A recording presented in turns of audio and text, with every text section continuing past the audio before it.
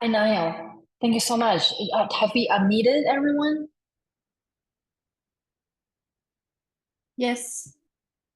Okay, wonderful. Well, thank you, everyone, for joining us for the very first SDEs in Practice training session that's taking place during the High Level Political Forum.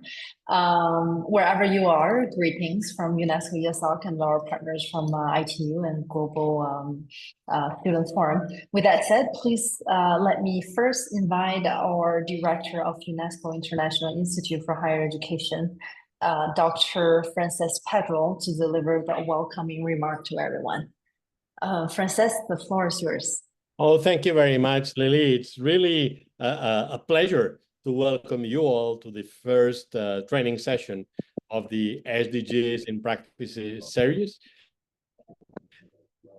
High Level Political Forum 2024, under the global title of The Future of Education and Artificial Intelligence. I have already a few thoughts that I wanted to share with you about education, but let me start saying that if I look at what most of us at the Institute are our daily routines, particularly when it comes to writing or preparing new projects, I think that our lives have fundamentally changed over the past year or so, where now we have these many, I would say, companion applications that in many respects help us to do our work better, but at the same time pose us a number of threats and also help us to ask ourselves, so what's the added value of we as individuals, as professionals, even I would say as human beings, are adding to this? And I think this deserves careful attention. Let me now turn back to my notes and say that you don't need to be reminded that education at all levels, but also including higher education, is undergoing significant digital transformations due to precisely the rapid with globalization and changing societal needs. Artificial intelligence, as I said, based on my own experience, or I prefer on my own anecdotal evidence, is playing a key role in reshaping the landscape of knowledge production and sharing as it is with education. It has potential impacts on teaching and learning methods, student support services, research practices, and certainly institutional management. I believe that the future of our societies and the future of education will inevitably be impacted by artificial intelligence. And I would say it is our job to ensure that the equipment of different stakeholders so they can be meaningfully engaged in innovative news to transform education and better it continuously. At UNESCO ESOC, we have produced already a number of publications as well as some training courses, and this is just an indication of how far we are committed to supporting multi-stakeholder integration in the future of education through capacity building activities. We at the Institute understand the importance of ensuring that all stakeholders are equipped, as I said, to engage meaningfully in innovative ways to transform education. Technology has already revolutionized higher education in many respects, particularly if you look back at the COVID times, and can make learning more flexible and personalized for all students. If I ask myself, let me turn back again to my own experience, what would be the most important characteristic of a training course I would like to follow, delivered by an education institution? I would probably say that flexibility is one of my most important requirements. Certainly, technology can also ensure pedagogical continuity, as we all saw during the COVID pandemic. While AI offers incredible opportunities for education, well, as I said, it also raises ethical concerns and big questions about what is the added value of our own work. And our intelligence requires careful analysis and applications, and certainly UNESCO and partners such as the ITU and the World Bank are actively working to address the challenges and opportunities of these new technologies, these emerging technologies. Well, not new, actually. They are already part of our daily landscape, I would say, in many respects, but certainly in education. And one of the added values of our contribution is precisely that we at the UN system advocate for a rights-based approach to access to technology and to technology use. Let me add to this that beyond technological tools, the adoption of digital technologies in education also requires infrastructural, methodological, institutional, and certainly cultural transformations, probably the most difficult ones.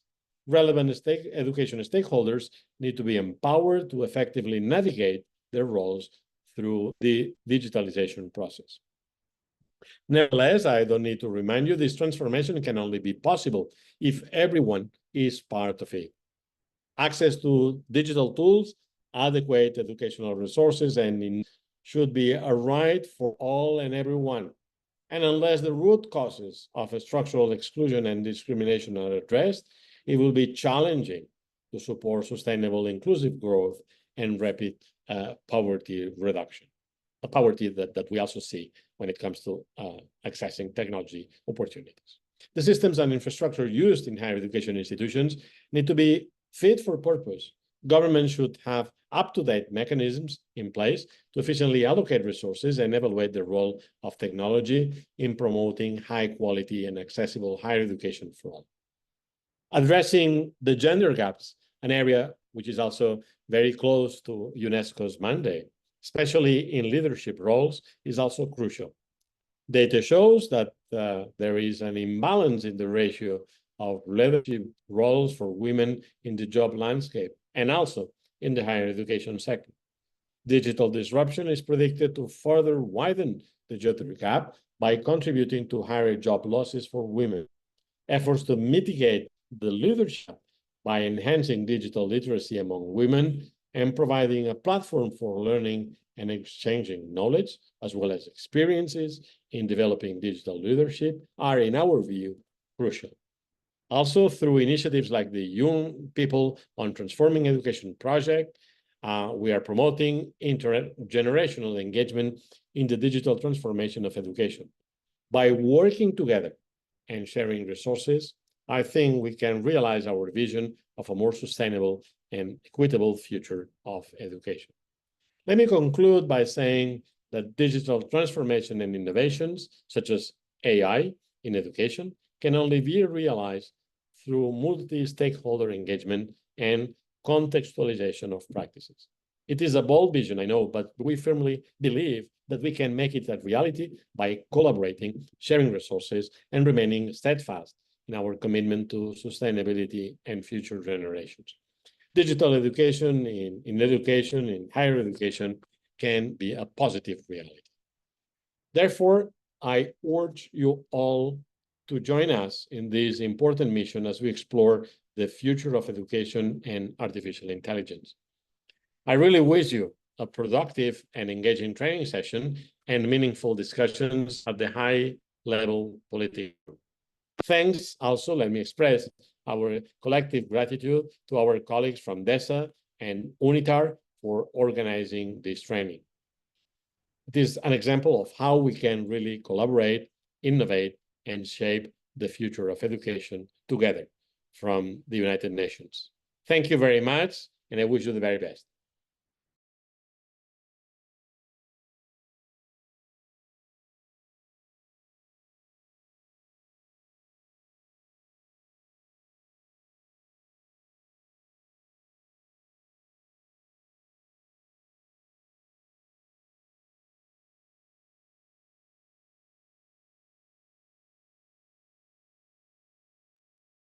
Thank you so much, Dr.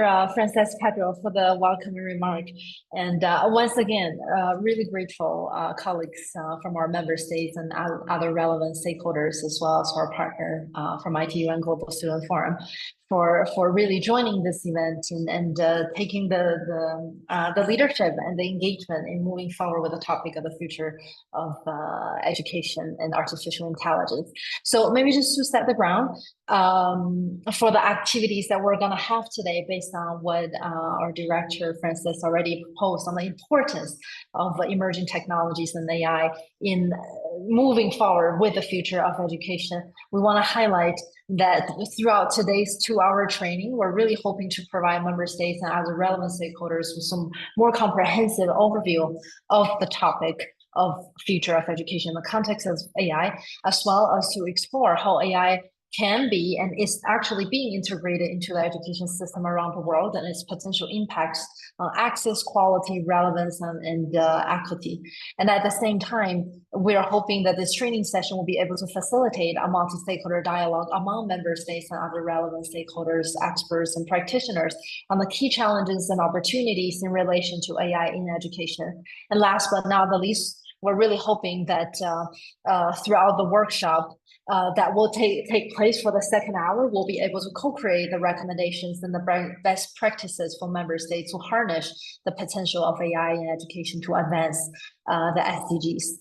So the whole training today will be divided into mostly 2 components. The first one will be the tool through, some of the presentations that our colleagues from UNESCO EASOC and from ITU and Global Student Forum will be providing in supporting with the understanding of what can actually be used in the space of integration of AI into the future of education. While the second hour will start with the working groups with a very interesting case scenario, and then we will have breakout rooms which everyone will be will actually randomly directed to a room of a specific theme that the tool will just have been presented to further discuss, based on the tool presented, the understanding what are some of the recommendations that will be able that you considered important in moving forward with the actions to take.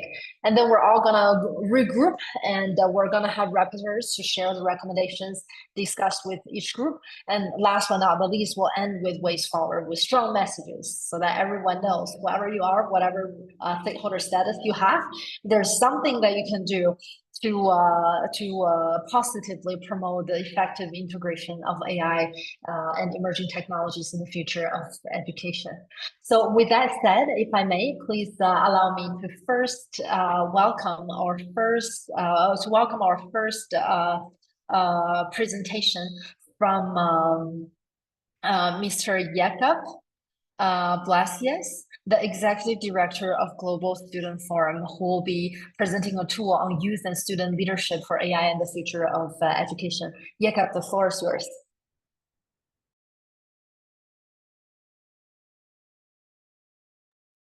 Thank you so much. I am joining you from a quiet corner at the UN headquarters, so I hope it's a corner where it will be quiet, but also there will be connection. I hope you will not lose me. It will be kind of ironic. We talk about digitalization and then you lose connection. I think that's it's saying a lot of things about like the world that we're navigating in when it comes to digitalization in general, because we are still figuring out how to make it work. Because we have implemented it everywhere. It is something we meet in our daily life, but it's not something we can always count on working in the way that we expect it to.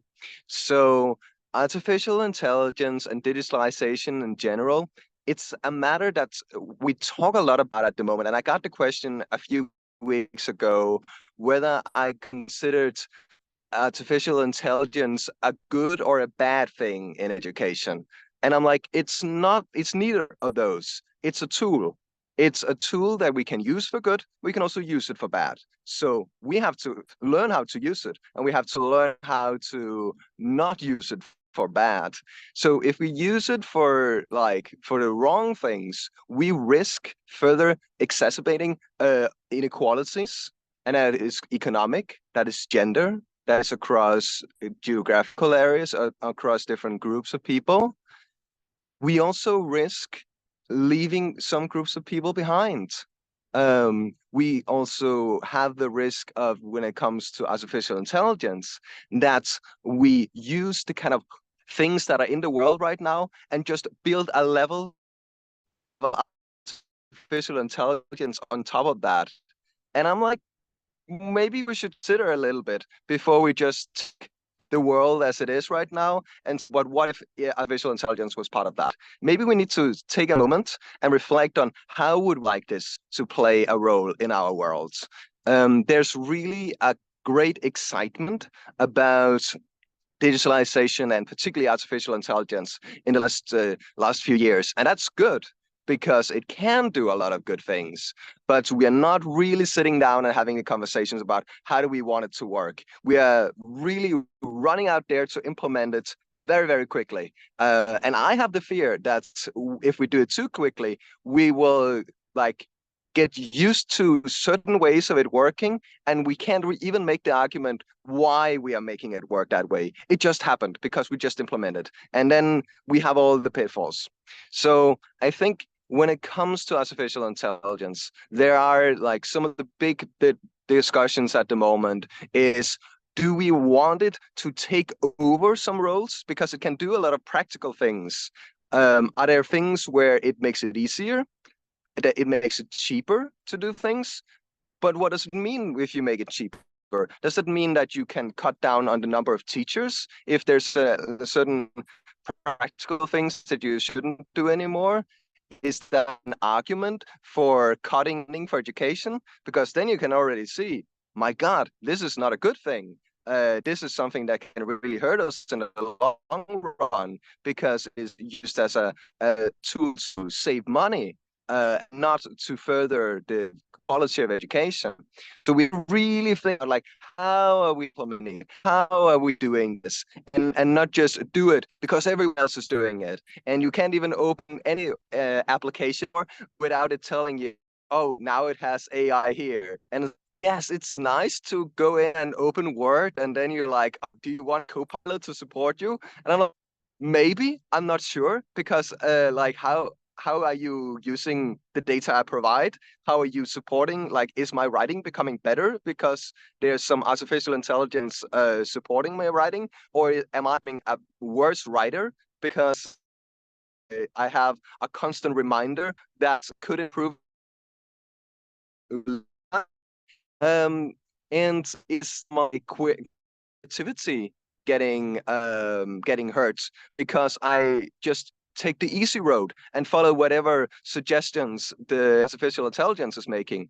So like there's a lot of these questions about what do we want, how do we want to use it, and what role can young people play in shaping that? And I think we should need to be really aware of like where are students and young people already engaged in shaping education, and how do we make sure these places are also the places where we have the conversations about how do we want artificial intelligence to be for us in education? Because I have seen a number of places, particularly in higher education institutions, where you go to the IT department and you say, please just implement some artificial intelligence. It's very fashionable. Let's do it now. And then you have a lot of kind of like democratic structures where students and teachers have a legitimate voice in shaping education. That is not being heard because you kind of like introduce a new level of engagement. So we have to be really like cautious and conscious about how we do this. So my recommendation when it comes to artificial intelligence is not to run away. It's not to be afraid. It's to be critical. It's to be aware of what it can do, how it can make it easier for students to learn, how it can make some things better, but be aware that there is enormous amount of risks. And there will be people who will go out and say, oh, this is a way to save money. This is a way to limit democratic participation because we can just like base it on a calculation instead of like having the difficult conversations. So, see, like there's a lot of these kind of things where if we just take it for granted that it will work, then it will never work. So I'm really like I want to. Now my screen made a funny like thing. I hope I'm still here. I want to emphasize that digitalization in higher education is becoming more and more integrated. It will reshape how we think about learning. It will reshape how we think about like assessments of exams. It will how we prepare and what does the classroom look like and what is a like ideal study environment. There's a lot of those kind of things that it has the potential to reshape, but it's not just doing it without us participating. We need to do it together. We prepared a guidebook for student organizations last year about artificial intelligence in education, and to really give a tool to student organizations to say, how can you start the conversations about how is your data used as students? How are you part of shaping it? How are your education institution also part of shaping artificial intelligence for good, be a good force in the world? So I think it's also about opening up the conversation and saying, this is not like only a like technical conversation that only a few can be part of. If this is something that needs to be part of everyone's life, then it needs to be a conversation that all of us can be part of. So I think that's my 5 cents I want to give to you today. Thank you so much. Thank you so much, Jakob, and really for the commitment in presenting this tool in the corner of New York. And good luck with the high-level political forum that you are attending. And thank you really for highlighting the role of students in the whole space of AI and education, not just as the beneficiary, but also as a co-creator, especially in the sense of identifying the risks and taking the leadership in starting the conversation and potentially moving into action with other stakeholders in education to promote the safe use of AI. This is a very good transition into our next presentation on the ethics of application of AI in education. I would like to now invite Ms. Ariana Valentini, who's the Senior Analyst for Research at Foresight and UNESCO ESL, who has done tons of work leading UNESCO's AI application in higher education. So the floor is yours, Ari. Thank you very much, Lily. Thank you, everyone. Good morning, good afternoon, good night, depending on where you are joining us from. I will quickly share my screen so we can have a quick presentation.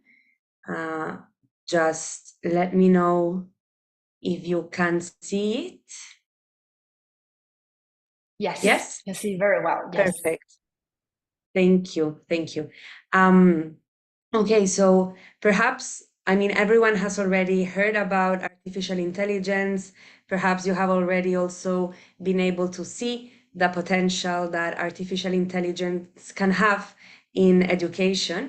And at the ESALC throughout last year, we were developing several lines of research regarding artificial intelligence. Today, I want to focus on the ethics of artificial intelligence. And to do that, I have to talk about the key challenges that artificial intelligence brings to higher education and education in general. But before talking about challenges, I just wanted to say that the main application of artificial intelligence or of generative artificial intelligence in higher education has been personalized learning. So it has the potential of actually being able to create a personalized path of learning for students so that they can learn at their own pace. And this is quite important to keep in mind. At the same time, as it was mentioned before by Dr. Pedro and by Jacob as well, there are different challenges that pertain the integration of artificial intelligence into higher education. Due to time restraints, we are not going to focus on every challenge listed here. But it is important to keep in mind that it's not how can you say this, a bulletproof solution. It's not that artificial intelligence will come and will solve all the problems that education has. It can solve some, but it can also bring others to the table. One of the main issues regarding artificial intelligence in higher education is the lack of inclusion and diversity. And this is not only true for artificial intelligence, but more generally for STEM areas. So for science, technology, engineering, and mathematics. There is an issue of gender equality, but there's also an issue about on racial diversity, on socioeconomic diversity, and on geographical diversity as well. So, for example, in the research that we have done, we saw last year that, for example, in India, students that come from more marginalized social backgrounds are not represented enough in the Indian Institutes of Technology, and something similar happens in Brazil. If you take the United States of America, you can see by the numbers here that PhD enrollment regarding to AI subjects specifically are quite biased towards white students, for example, unless students from other ethnic backgrounds participate in these PhD programs. So one of the challenges of AI is the bias that it's inherent to the data that with which AI is trained, and that AI then gives back to the user, right? Artificial intelligence eats data, basically. Data is the fuel for artificial intelligence.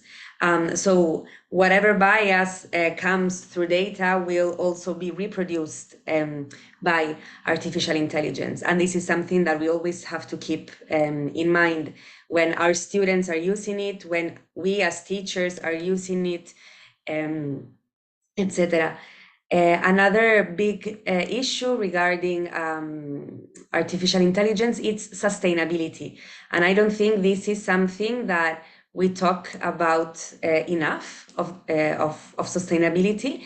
But the production of AI computing hardware involves numerous stages like mining, smelting, refining, component manufacturing, etc. And all of this has its own environmental repercussion, like oil pollution, deforestation, erosion, biodiversity degradation, toxic waste disposal, groundwater contamination, etc. So always in this research process that we did last year, we found out that data centers that are necessary for AI to function have a carbon footprint that is not minor. And this is actually data related to GPT 3.5. So right now we are in the 4th iteration of GPT, and imagine that GPT 3.5 had 175 billion parameters, and to train these parameters, this is equivalent to the monthly power supply of a small city. So every time that we use AI, we are also having a carbon footprint. So this is also something that we have to keep in mind when we are training teachers, training students, and talking about artificial intelligence, especially in the framework of the Sustainable Development Goals, right? Another issue is related to commercialization. Most of AI technology is developed by the private sector, and this has also the potential to lead the development only in areas that will generate profit. Also, another interesting fact is that only 28% of PhD students that graduate from AI PhD programs choose to stay in academia, and only 1% of them chooses to stay in the public sector. So most of them go to work in the private sector. So this also raises questions about how are we going to apply AI for public service, AI for public good. So in this sense, higher education institutions should take responsibility for promoting the development of content, age appropriate and pedagogically sensitive and culturally sensitive materials as well, because if it's not going to be done in other spaces, then higher education institutions should take the lead in this. Another big challenge, and perhaps the one that is most talked about, is academic integrity, right? So that the main concern is that students will use artificial intelligence to copy in their exams. So in this sense, there have been two very different answers by higher education institutions: either ban completely artificial intelligence, including ChatGPT and others, or sit down at a table and start discussing, okay, how are we going to incorporate artificial intelligence? What are our rules going to be? And this is a process that when the institution does it, it should not be done by the heads alone. This should be a process that includes the students, that includes the teachers, that includes the administration, because everyone within the institution will be impacted by artificial intelligence. So the decisions around artificial intelligence should also be responsibility of everyone within the institution. And in this sense, UNESCO developed a report regarding the ethics of artificial intelligence. So these are the different principles that should be applied when thinking about the ethics of artificial intelligence. So the report is a more general report, is not specifically related to higher education. It can be applied to any other area, actually, always following these principles. So AI should be traceable, reliable, sustainable, equitable, responsible, and governable. This is the report I am talking about, the ethics of artificial intelligence. It's a recommendation. And these are the different policy actions within this general recommendation. We are going to see how they can be applied to higher education in the next slide. But you can see that this already is inclusive of gender, of culture. It also includes a section specifically on education and research, on data policy, on environmental ecosystems. As we were saying before, one of the challenges is sustainability.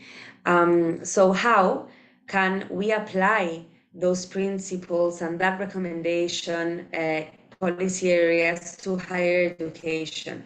For example, through ethical governance and stewardship. So all the processes within the organization should be transparent, multidisciplinary, and multi-stakeholder. Like I was saying before, include the whole education community in this decision making process. It should also promote inclusive and equitable participation in the discussion of AI governance. We make also a focus in the development of international cooperation. So either use existing networks or create new partnerships to exchange ideas on AI ethics with other organizations, not only higher education institutions, but also civil society, also the private sector. I mean, it's a conversation that extends borders. So it's useful to share our ideas, our reflections with as many actors as possible. Include gender as well. So increase the number of female students in AI-related courses and in STEM courses in general. And this should be done not only in higher education, but throughout the education pipeline. So also in primary education, in secondary education. And then again, culture. So promote indigenous and endangered languages that could be negatively impacted by automated translations, for example, or voice assistants. Yeah.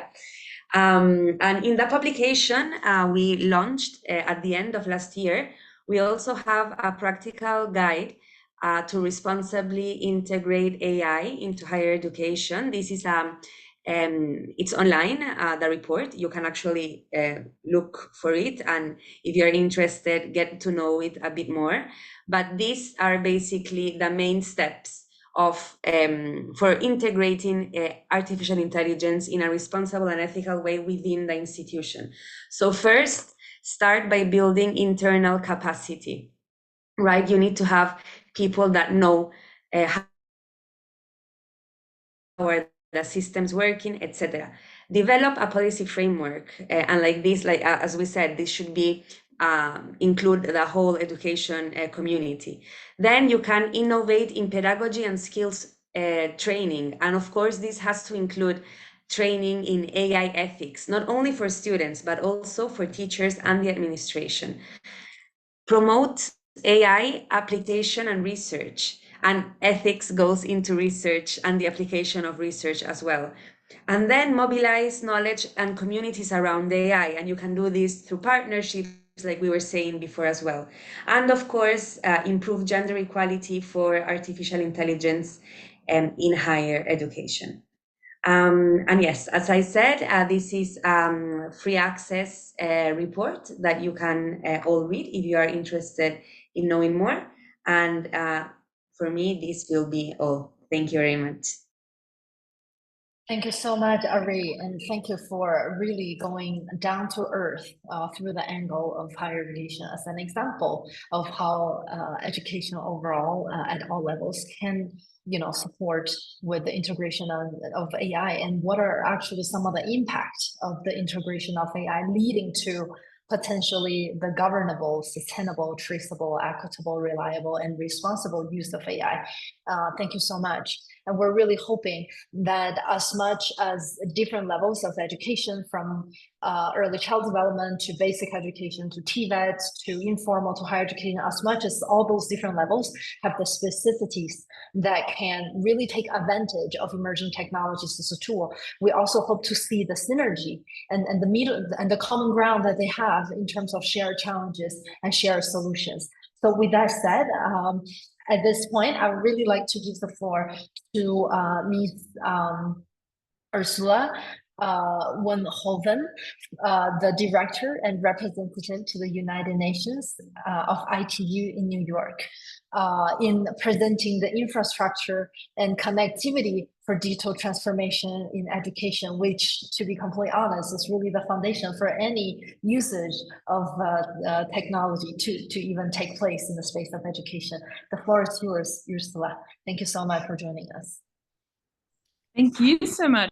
And thanks so much to UNESCO for inviting us at ITU to be part of this fantastic training session. And I've really been enjoying listening to the other speakers. And it's such a great idea in this session as well, that you're looking at so many of these different dimensions, because there's so many reasons why among other things, why people are not connected. And a really fundamental issue is how can people take positive advantage of the AI revolution when they haven't even been able to be part of the digital revolution. And we're really pleased as well to hear some of the other speakers talking about how critical it is to address digital divides, which are very real, and preventing taking advantage for education of technologies like AI.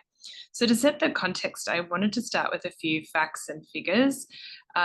Nearly half of the 6 million schools in the world are not yet connected to the internet today. And they're mostly in poor countries and areas.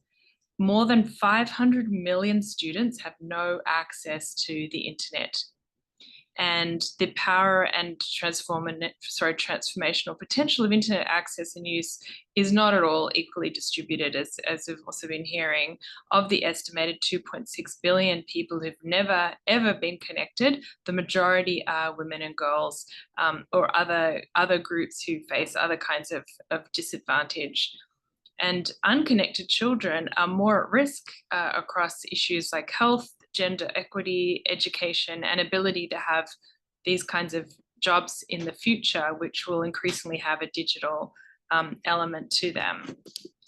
These facts and figures, they help really underscore that connecting every school to the internet is essential to bridge the digital divide and ensure that young people everywhere can participate in the global digital economy. As I mentioned, we really, we've got this AI revolution, but to be part of that, we really have to be part of the digital revolution, which means digital divides have to be addressed, and it's really never been more urgent. There are several key infrastructure and connectivity issues in education, and unpacking these is also important because it helps make more clear where the opportunities are for collaboration to close these digital divides in education. So the first one is about basic infrastructure. And in many developing regions, schools lack essential infrastructure, such as even electricity, which is a prerequisite for internet connectivity. As any of us who connected, run out of power, we know without electricity, devices can't be powered and internet infrastructure can't be used. So some of the hurdles in developing basic ICT infrastructure include shortage of power, especially in rural, isolated and landlocked areas. And also skills is another really key piece here to install and maintain networks, and it further complicates efforts to provide connectivity in these regions. The second area is around geographical barriers. Remote and rural areas also face significant barriers in this regard. Laying down fiber optic cables or establishing other forms of connectivity in these areas is challenging and expensive. And the physical terrain can be difficult to navigate, and sparse population in some areas might not provide enough financial incentive for private companies to invest in the infrastructure. So we can't just assume that private sector is going to get everybody connected. There's also financial restraints relatedly.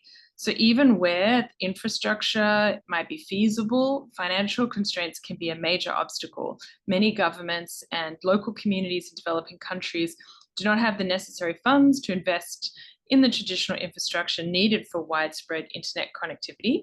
And that includes things like costs for building and maintaining infrastructure, purchasing devices, device cost is really key, training personnel, innovative connectivity and sustainable financial models really need to be brought in to help broaden options for connectivity. And data also can be really expensive. Government incentives, subsidies, and other financing mechanisms may be vital here to promote broadband adoption in rural areas. There's also some technological challenges. In many parts of the world, the available technology might be outdated. Schools might have old computers, insufficient bandwidth to support these modern educational tools and resources. And this technology gap widens the digital divide between urban and rural and between developed and developing countries. Among other things, it includes the difficulty of installing and maintaining networks in rural and remote areas due to lack of necessary infrastructure and expertise. And then there's also policy and regulatory issues. Effective policies and regulations are also crucial for expanding internet connectivity. In some regions, there's a lack of clear policies supporting expansion of educational infrastructure. Sometimes there's complex bureaucracy that can slow down the implementation of connectivity projects. And so better regulatory improvements can help a country deploy more connectivity and introduce a more competitive connectivity ecosystem, lowering the cost of connectivity and enabling more affordable prices. And collaboration across different stakeholders can be really key to help develop lower cost ICT infrastructure. So just very, very briefly, I just wanted to give an example of an initiative, tool, guideline to plan for the future of education. And this is the ongoing GIGA initiative by ITU and UNICEF, which aims to connect every school in the world to the internet and every young person to information technology services, opportunity and choice. And it addresses several of the challenges that I mentioned on connectivity infrastructure. So by connecting schools, it's connecting students, teachers, and through them also communities in general. It's also working actively with governments to create investment opportunities for blended public and private sector financing, to build the infrastructure needed to provide universal access to every school, and to equip learners with high quality, vetted and safe content. And it also supports governments and national leaders in mapping schools and their connectivity levels, and provides an analysis of the infrastructure requirements and technologies to connect all the schools, and in developing sustainable financial models for universal digital access. So how is it done? Very briefly, first it maps the location of the schools and monitors school connectivity status in real time. Then it models the infrastructure and investments needed to deliver school connectivity. It supports governments in building the right layered financing to pay for connectivity, and it helps government contract connectivity for the schools. And then it supports the convening and governance of all the stakeholders relevant to school connectivity. We have other areas, but other examples, but in the interest of time, I won't mention them. I'll just leave you with some results. So far, GIGA has mapped over 2.1 million schools in 136 countries, identifying which schools remain offline. And it's connected over 5,700 schools and nearly 2.2 million students in around 20 countries, providing access to digital schools and online learning content.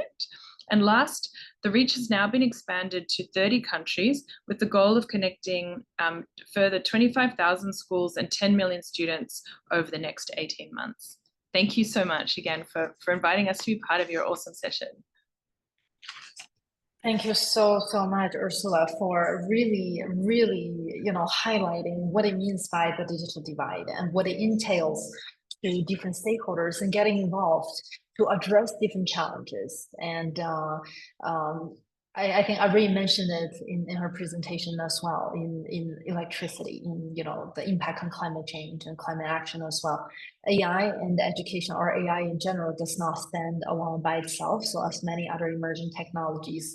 And while we're talking about the intersectionality of AI and education, it is also important that stakeholders from other industries can also be aware that you also have a role to play and your actions matter as well. Thank you so much, Ursula. And we're hoping that what Ursula presented in really moving forward with a multi-stakeholder approach will actually be leading, the spirit in the workshop with, the member states, civil society organization, private sector, international organizations, academia, media, and youth and students will be able to work together, jumping out of your normal role of a stakeholder and think from other stakeholders' shoes and see if there's any way to find synergy and push for it together. Thank you so much. Last but not the least, along with the topic of divide, I'd like to now invite Ms. Danielle Vieira do Nascimento, the adjunct professor of UFPE, to discuss further on what it means by female leadership for AI and STEM, and what are some of the other, social gaps that are being presented by AI in education. The floor is yours, Danielle. Thank you so much, Lily. I hope everyone can hear me well. I think, yeah, from what you were saying, I think it works perfectly fine. I will share a couple of slides here as Ariana did. I think will be better for everyone. I can see that we have a big audience here for them to see together with us a couple of data that we have. Very happy to be here in this session. We are talking about the practice of SDGs. There are two important SDGs that we have to take into account. The first one is quality education, and the second is gender equality, how both of them contribute or are connected with the future in education and AI. So I think there are a couple of data that we can discuss in more detail. Let me just share here my screen, which hopefully everyone will be able to see now. Everyone is nodding. Well, not everyone. I can see Lily. Yes. And Ursula also nodding here. So I guess it's working well. So let me just share with you a couple of data that we have been compiling, collecting for the past couple of years on the topic for you to understand a little bit what is the connection between higher education, women, the participation of women in higher education, the implementation of the SDGs, particularly the SDG 4 and 5, And we've been collecting a couple of data also in the STEM area, which I think can inform well this session on artificial intelligence. So if we look the most recent data from UNESCO, we can see that only 1 in 3 scientists worldwide is a woman. And we know that traditionally, when we talk about science, we are talking about physical science, the physics, we're talking about the STEM area in general, and engineering, the mathematics, so chemistry, etc. So we find, first of all, this is very problematic, although there has been a lot of efforts, advocate activities, initiatives, and a lot of saying around the topic, we still see that women are a little bit behind. So there is some progress in recent years, but gender equality in science is still a reality that we are far to achieve. Only 12% of the national academies of science, so normally the countries, they have the national academies of science, and only 12% of that those members are women. So when we look into the upper levels of scientific careers or hierarchies inside academia, we see that the proportion of women declines. We've been doing a couple of assessments and surveys in the past couple of years. What we found we did surveys inside some higher education institutions with a focus in Africa, where we found out exactly the same data as this one here from UNESCO at the global level. So when we go up the ladder, we are talking about more seniority or higher positions inside the institutions, we see a lower proportion of women, and this is not only on STEM area. When we look into the STEM area, we find even less women, which we found very problematic, because these are what is expected to be the careers of the future. Looking to the data from UIS, the UNESCO Institute of Statistics, we see that not all countries have reliable data on gender and science. So if we want to look, for example, I have a very detailed look in the number of scientists, number of researchers, the number of researchers per discipline, how many students are following career in those areas, number of graduates. And there is still a lot of data that for us would be very relevant to understand what is the real scenario when we look into the SDG 4 and 5. But still many countries, they simply don't report, also because the data is still not there, or it's still not complete. And another thing that we wanted to highlight, that I would like to highlight, is that less than 2/5 of the STEM graduates are women. So we are not only talking about the careers. I mean, I shared a couple of data here on the number of scientists, on number of members of academic national academies of science. This is more looking to the professional level already. But even when we look at the graduates and the students level, we still see this gender gap across the disciplines. And in some fields, for example, such as physics, they still tend to attract much more men than women. So we have still a scenario. This is global data from UNESCO. We still have a scenario which is very problematic. And then if we are looking to AI, what are the careers they are going to be most directly involved with AI tools? We have seen our colleague here, Ariana, has shared with us really nice data on the topic. And then Ariana was talking about the governability of AI, implementation of AI, the ethics of AI, all those aspects. And then who are those who are going to be following career in those areas? And then if we see from the data here that we have less women than men in STEM, we foresee a little problematic scenario looking to the next years. Here on another couple of data that I also would like to share. I mean, based on this global scenario, we have decided to develop some assessments looking to the African countries. We believe the higher education institutions are really well placed to make a significant contribution, of course, to the 2030 agenda, not only looking to the quality education. When we look into the other SDGs, we see that many of them, they will need scientific data, they will need scientific validation behind, and then who are going to do that if not the higher education institution? So we really think that they should be at the forefront of this debate. When we look into the enrollment rates, we see that they have expanded around the world. In the next slide, we're just going to see a report that we have launched on the topic, but we saw that the enrollment has expanded with gender parity, or even the majority of women in many countries, but this not necessarily means means that women are more, let's say, well-placed for the job market. What the data shows us is that we have in many countries, in many UNESCO regions, more women entering institutions and graduating those institutions than men, but not necessarily they are the ones who are occupying the most seniority level positions, jobs in STEM and in AI, better salaries, for example, following high academic careers. So not necessarily this advantage in enrollment also shows that they have advantage in other areas. When we look into the STEM fields, it's even more difficult, the scenario for women, for them to enter, for them to progress, and also for them to become full students and academics. The gross enrollment rate, this is the latest data we have here from 2019, right after, right before the pandemic, not after, right before the pandemic, we saw that the global enrollment rate is around a little bit less than 40% worldwide. And when we look into Africa, I wanted to highlight this data here just to contextualize. When we look into Africa, there is a significant, the number is really different from the global data. So then what we have decided to do is understand why this is the case. We've been talking about here AI. Our colleague Ursula from ITU just told us a data who really caught my attention here. Half of the schools worldwide, right, do not have connectivity, do not have proper infrastructure for internet, for etc.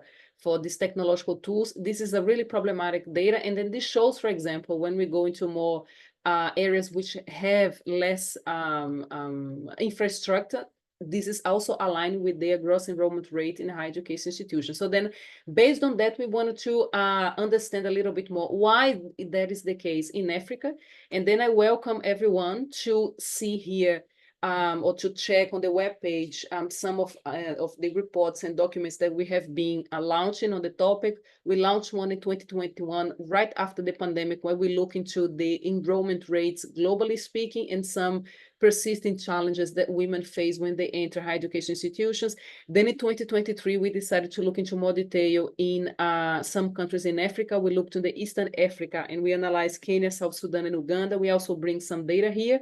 And more recently, just 2 months ago, we have launched in New York, the third one, the one you can see on the right, where we look into 9 countries in Southern Africa. And here we bring more data on STEM, which I think is more aligned with what we are discussing in this training today.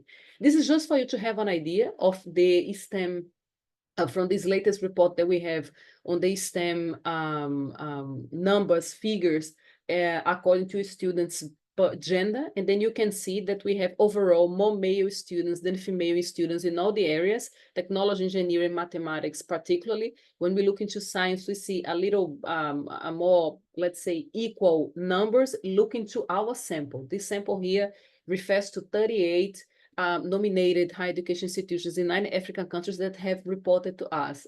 We are expanding now this study to see what is the overall scenario when we look into other institutions in other regions and also in other countries. But this is just for you to have an idea on this sample that we have. Here we have divided per country, per participating country. Once again, I welcome you to download the document to look into more detail in this data. And you can see here that we have indeed low enrollments, low rates of enrollments in STEM, and we have, on the other hand, higher enrollments in education, business management, and law. This is looking to the countries in the 9 participating countries in Africa, but this is very much aligned with what we see in some other regions of the global South. We also looked in some attitudes regarding appointments of women to leadership positions. Overall, we have received quite positive, let's say, responses here. Although there are not many women in more seniority positions in STEM areas, somehow the institutions, they feel that they have, for example, equal payment for equal work, regardless of gender policies, social benefits, maternity benefits. And then this here brings us the question of if they have those, if the scenario is positive in terms of for the selection of those academics who are going to achieve those positions, why we still see less women in higher positions, particularly when we look into the technology positions and STEM area. So this is a data that we have here, but we think is worth of a further analysis. To finalize here, there are a couple of themes emerging from the academic literature that we have revised. A lot of concerns around the women's rights. We are not only talking about enrollment and how they can enter those careers which are more competitive in careers in technology, but also the women's rights behind that. Discrimination around women is also a topic often popping out when we look into the academic literature in the area. Is still the impact of the gender norms, the aspirations of women for such careers, particularly for leadership. And it's still overall, when we look into the literature and the academic literature in the area, not only Africa, we see, of course, still this very low enrollment of women in STEM and how this is problematic for the future of work, particularly when we look into AI. There are some other promising initiatives that have been appearing and that we would like to look into more detail in the next phases of the project, of the research, which refers to gender-based violence inside the campuses, and maybe this may be hindering women to follow some careers. For example, we know that STEM careers are male dominated, and then maybe there is an interference on GBV on that. This is something that we are assessing at the moment. Early career researchers, the importance of networks, for them to feel more comfortable to follow certain careers, the curriculum that needs to be somehow readapted to that. I mean, it's not only because you are not studying in a STEM field that you cannot have STEM disciplines. For example, I teach in the School of Business and Economics, and we have, for example, some disciplines that are about technology, although this is not their main major. So this is something that should be further discussed in a way we think that might also influence on the expansion of the women positions in certain positions, and some trends that we have here also from the data. I'm not going to go in so much detail on that. As I said, I welcome you to download the report, but we have here some trends that has emerged from the data that we collected specifically. So it's still very low rates of women in decision-making, leadership bodies. We are not so sure if there is really no bias in recruitment in the conditions of work. This is something that we wanted to look into more detail. It's still majority of men in doctoral and postdoctoral levels, so we are talking at higher levels of studies. It's still the majority positions of men. And then we are looking to more indicators of those inequalities. So what are these indicators? Indicators before they enter their higher education, during they do the courses, and after that. As I said, there are many things that we could discuss here, but I will just keep the presentation short. We also have a couple of recommendations in the document that you can see when you download. And for the next part of this training, I will stop here, Lily. For the next part of the training, that unfortunately I will not be able to be there, but then my colleague Karina will be moderating that. And then I just leave here one question for the participants to think about. Are there any good practices, any successful interventions that they think could be implemented or they have contributed in the institutions they are part of to this positive change in the status of women in general inside higher education, and also looking to the careers in STEM that will lead them to follow a path in AI. So this is something that we would be happy to see discussed in the breaking out in the rooms, right? We're going to divide now the audience in different rooms. Yes, this is it from my side. Thank you so much for your attention. Sorry if I spoke too fast. Thank you, Lily, for the invitation. Thank you so much, Danielle. This is very, very informative, and the numbers speaks for itself. There are a lot of stories behind the numbers we're seeing, and we're also seeing some very touching and engaging comments from the chat. For example, from Maka, who said the empowerment of women in technology is a common goal around which the whole world is united today, and we can't agree more with that. And in a way, you know, every time when we talk about digital gap or when we talk about inequality, it's not just the vulnerable group that's being affected that has a responsibility to speak up and to act, but it's a responsibility of all to understand where the inequality comes from and what can be done from his or her own position and perspective in moving forward with reducing and try to bridge the gap altogether. And we're really hoping that women, as one example, who's in a way suffering from the participation and leadership of AI and emerging technologies, will propose the solutions in addressing the inequalities that can be applied in some way to other vulnerable and equity deserving groups in this whole space. So with that said, thank you all so much for those really wonderful tools that have been presented. And we're now very happy to get everyone involved and really going down to earth to the island of Buena Vista, a very beautiful place where technology and AI, emerging technology and AI have been really cutting across different industries and now entering education. So we will now divide everyone into different breakout rooms where you will be able to engage more closely with the presenters who presented on the specific tools and co-designing recommendations and solutions from your perspective of the stakeholder choice that you have. So if I may suggest, Niall, can you please now help us getting everyone into the breakout room? And thank you once again to all the presenters for this really wonderful job. Yeah, thank you. Sure thing. I'll divide you guys into breakout rooms now. It will be done automatically, including the co-hosts. Thank you so much. And before everyone going to the breakout room, and after you come back, you will see in the chat of a list of resources of tools that have been mentioned by the presenters and some of the additional ones that we have collected.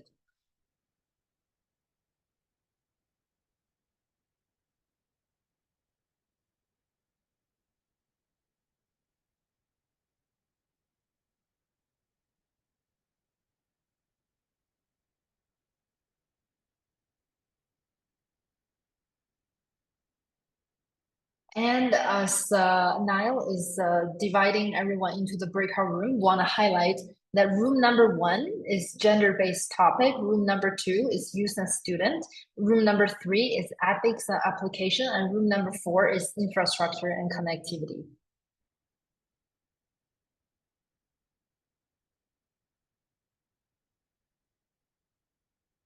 Okay, the breakout room is starting. Let's go.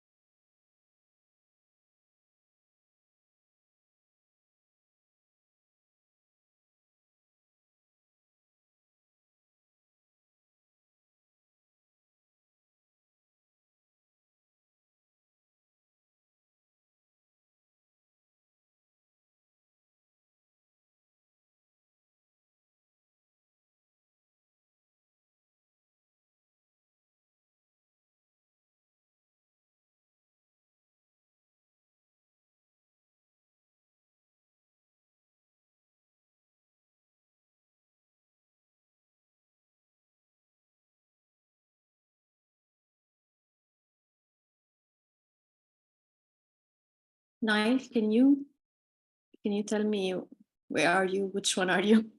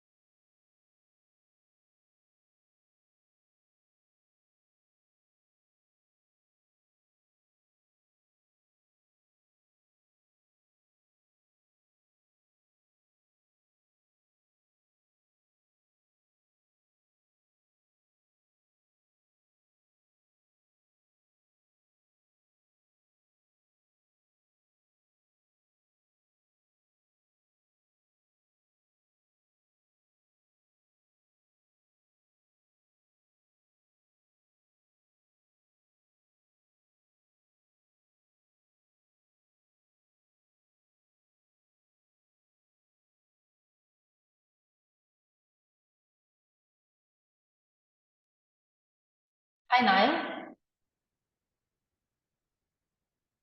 Hi, Niall. Room 3 is back.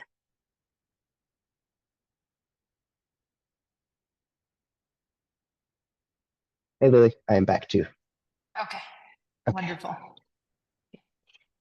So I think all breakout rooms are going to close in 10 seconds, Okay, and then everyone should return. wonderful.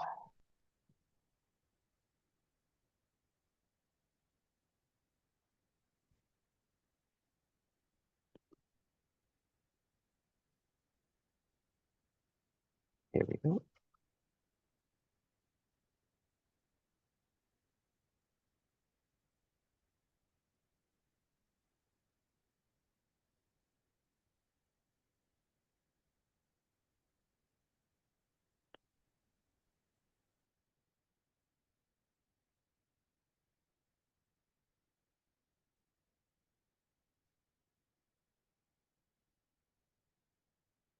Okay, I think everyone's back in, right?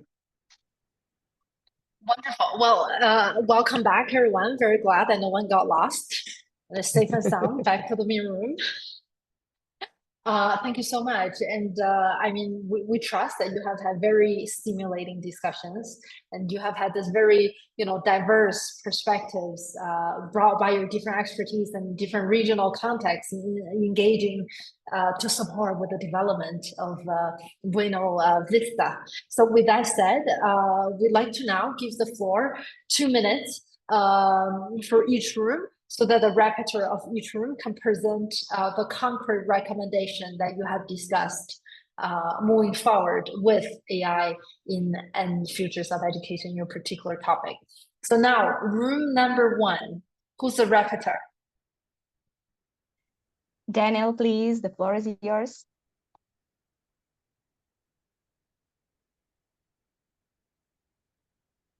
Daniel, I think you're muted.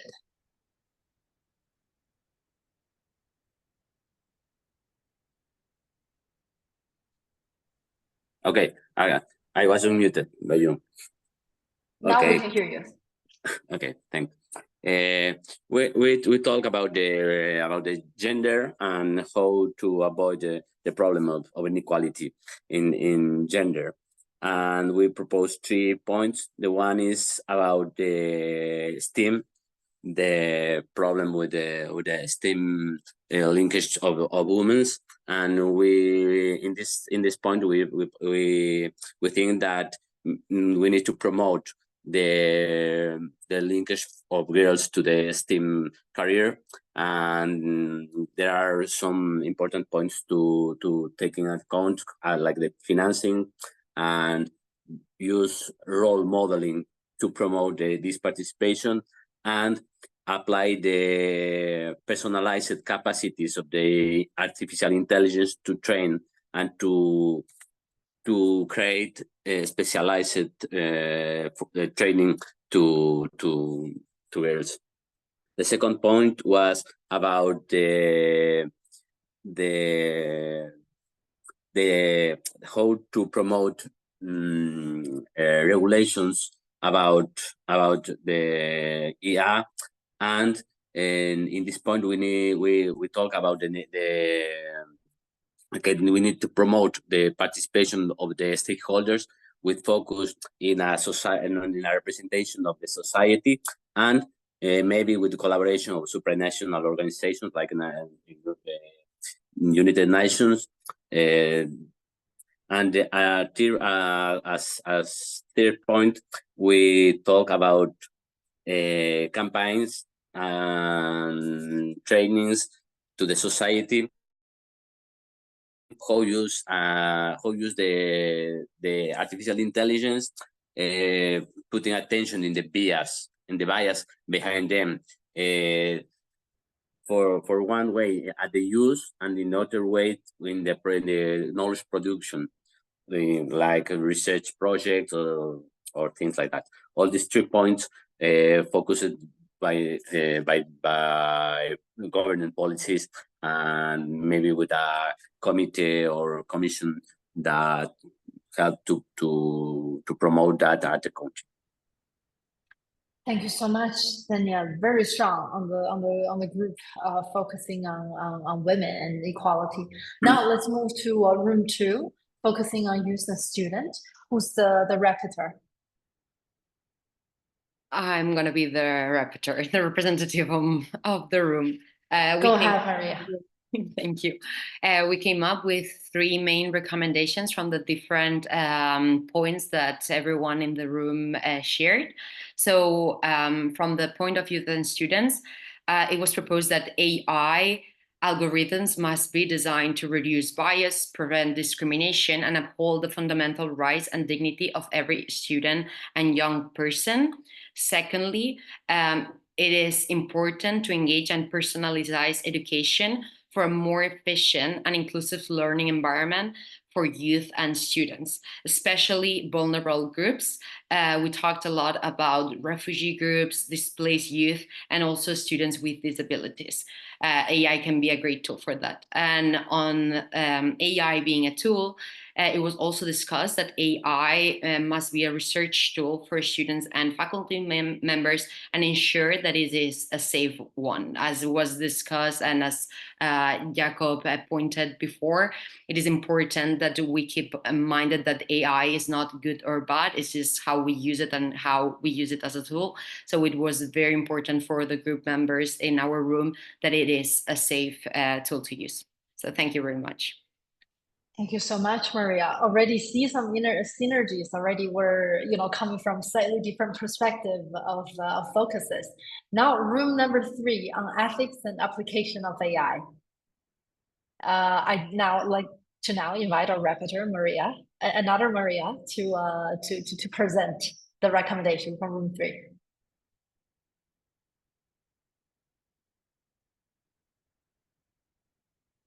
Okay. I'm Montserrat Bustamante from Ecuador, and I represent the 3rd room. We were talking about the ethics of AI and how this could help us, open up discussion. The first of all, it was Ezra spoke about data protection, how AI could help us identify how we can protect this data. So all the time, according to the ethics of AI, we can handle that with a lot of security. On the second place, Jeanette said that it's important to include people with disabilities because they are not introduced or included in the programs. And she said that it's very important to identify and include them in the program. In the case of Musali, he said, advocate the usage of AI in schools and help them to identify how we can work with them included in the classes. And also, we were talking about the literacy benefits that it will help us with the AI in developing countries. And finally, we were proposing the importance to know what is the legal framework of this island so we can prepare and plan all the different scenarios from the academic side. We were talking about schools and universities and how can we implement this tool within the classroom and to help co-create different strategies and solutions to overcome the different things that we need to cope with society. And at the end, Lily told us, well, if you had a dream about what would be your perfect scenario world, I think that we all agree that infrastructure for us is very important. We think that equality will not be established if there's no connection within everyone in the world. So we think that the scenario would be connecting everybody in this island and try to promote an equal society when everyone can speak about a topic. We don't only need to know that it's a tool. We need to know how to manage the tool, how to use the tool, and how to take out the better benefits. That would be from group 3. Thank you so much, Montserrat, for the wonderful summary. Thank you. And now let's move to room 4, who's the rapporteur.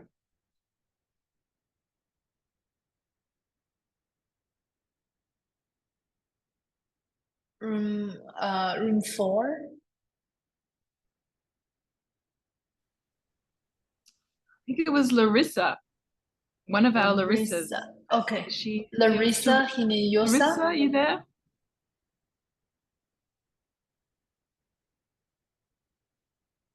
I mean, basically, what we did is we spent most of the time introducing each other, and it was just this beautiful room with people from all over the world doing incredibly powerful, important work. And so what we did is encourage people to pop their name and something about what they're doing in the chat. So that's why we were hoping, if it's possible, to harvest this wonderful chat and all these great examples, because I think there's a number of great things that folks are working on. Just to give one of the many examples, we had someone in our group who is supporting Afghan women with online education. So there were so many wonderful examples shared from many different countries and regions. And so and I think in a way, when you're talking about connectivity infrastructure, it's a lot about trying to understand what works. And so I think the different folks who were on the in the group who were posting in the chat is a really good contribution to that. So we don't have a beautiful summary to share right now, but we did make connections all around the world. So that was good. And that's what we need. we need connections for connectivity and infrastructure. Definitely. Thank you so much, Ursula. This is, like you said, a very beautiful moment where we're getting very talented and diverse brains and hearts from different regions of the world coming together, who really care about education and who really care of integrating tools of technology and keep promoting increasing access and ensuring equity and quality of education moving forward. So maybe on the remark of Ursula in talking about connection and connectivity, if all of our presenters are willing to leave your contact information in the chat, so our participants from member states and other relevant stakeholders are interested to further the conversation, explore opportunities of partnership, and moving forward to explore contextualized solutions, please feel free to reach out to specific speakers that you have identified. But at the same time, if you are more generally interested in everyone and want to explore, more of a multi-stakeholder dynamic, I have also left my email here that we'd be more than happy to coordinate among partners and continue with the different engagements. Maybe a bit of summary on the ways forward and the recommendation that have been proposed from room 1 to room 4. We see a lot of synergies. We see that the basic foundation of actually making technology work is the basic infrastructure, the connectivity, the devices. However, those are tools that are foundations. What we need to connect those tools into the applications are actually the humans. So we need capacity building. We need capacity building not only on the teachers, but also on the students and other stakeholders who are related in the space of education, by bringing everyone on board of understanding how technology uses. It's not just about technology itself, but also about the advocacy, the impact of them seeing the value of what would be the value added and what would be the ideal approach that can be applied in a specific context moving forward. And at the same time, we also see that it's very important to acknowledge that technology has the power to really reach out to vulnerable groups. For example, persons with disabilities, for example, specific gender groups that have been suffering from discrimination or marginalized communities. And it is the responsibility of us to listen, to understand, and to work together on identifying the specific challenges and working out on the specific solutions that can be supportive in addressing the specific demand to equity deserving groups. And last but not the least, it needs every one of us. It needs different stakeholders. It needs everyone who have different expertise, who's willing to contribute to establish the connection, the human connection this time, and to connect really with each other, and from a technical perspective, from an emotional perspective, and from dreaming about the education that we hope to have, and contributing our share regardless of our status in moving forward with this. So thank you all so much. Thanks to all the partners. Thanks to ITU, to Global Student Forum, to DSUN, to UNITAR for presenting and organizing this really wonderful events, and to my very dear colleagues from UNESCO ESOC as well for all the support and presentations in making this happen. And more and most importantly, thank you to all the participants from member states who are really committed in understanding the scenarios and moving forward with creating impact at your national level, your communal level, and institutional level. And let's hope that we can continue this conversation and moving forward in driving regional and global impact in the space of the future of education and artificial intelligence. Thank you all so much. Have a wonderful day. Good morning, good night, good afternoon, wherever you are. Thank you. Bye. Oh, hold on. Maybe before we go, if we can turn on our camera and take a picture. I'm not sure if we can get everyone, but we can try. Sorry about that. We If can people are definitely do still that. here. Anyone Yeah, who's okay. feel comfortable to turn on their camera, let's do that. Take a picture. Okay. Thank you, Niall, for coordinating that.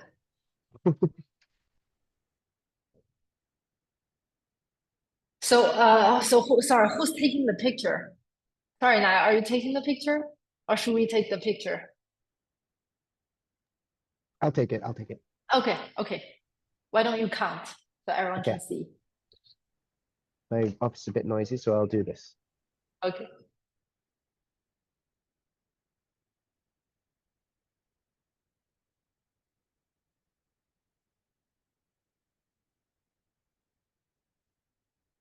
Wonderful.